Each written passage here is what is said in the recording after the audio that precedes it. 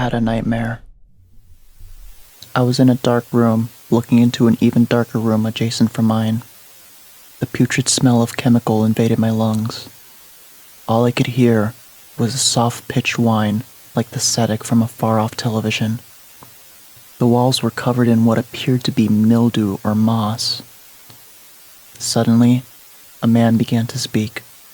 His voice echoed in my head and against every wall.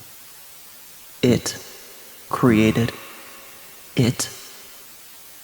The rhythm and cadence of the man's voice disturbed me as he spoke with such clarity, yet I could tell he was mortified. He repeated this line over and over in the same rhythm and cadence like some humanoid machine. After a moment, the adjacent room I had been staring into began to pulsate. No longer was it pitch black.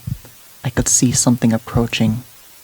As it grew closer, the soft whining began to increase in both volume and pitch.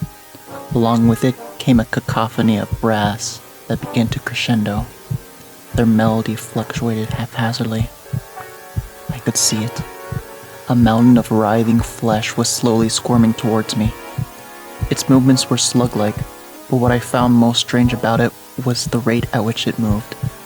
Like a film with low frame rate, each time the thing shifted, it was as if it would freeze for a second, only to appear in its next position, as if it was moving the entire time. It was like nothing that should exist in this world. The flesh was moist with blood, and tender to the naked eye. As the pulsating pile of flesh grew closer, the chemical smell grew. The brass continued to crescendo. The whining kept pitching higher and louder, and the man became more violent with his words. It created it.